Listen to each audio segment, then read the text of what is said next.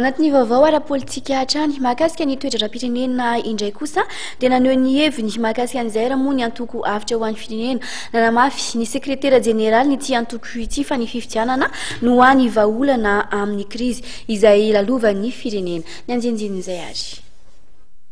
Raha misy ireo izay manohana ny feonam-be karakarain'ny FFKM ho firosoana amin'ny fampihavana pirenena ny alakamisy 27 ny volana aprily ho avy zao.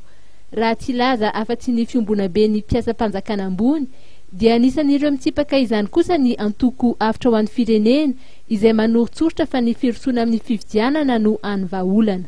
Ny avitra amin'ny firenena hatrany am-boalohany dia efa nampafantatra amin'ny alalan'ny programa ny avitra amin'ny firenena fa crise de système na crise systémique no misy eto.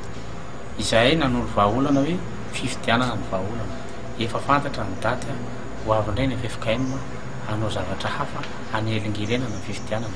Ary ho avy ny amiral Ratsiraka ny filoha teo aloha anisany andray anjara amin'izany konferansa karakarain'ny FFKM izany.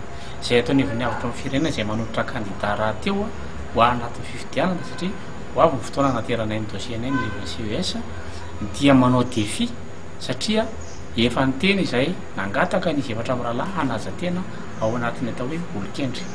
Efa voailika ny filoha teo aloha Andriamatoa Marc Ravalomanana. Efa tsy afaka mandray anjara ihany koa ny filohan'ny tetezamita atao anatin'ny fifidianana noho ny tsy fahanarahana izany sosokevitra zany.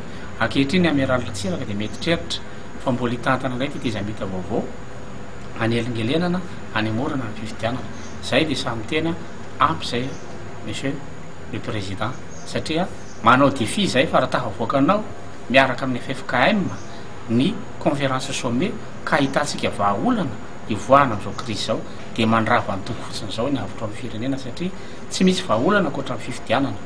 Nambaran'ny sekretera jeneraly ny avitra ho an'ny firenena fa ity antoko ity no nivohy voalohany ny resaka fanovandravitra na ny refondation ary nisy ireo nitsipaka izany. Ankehitriny anefa dia saika mivohy izany refondation izany avokoa ireo izay ilatsaka hovidiana raha ny nambarany.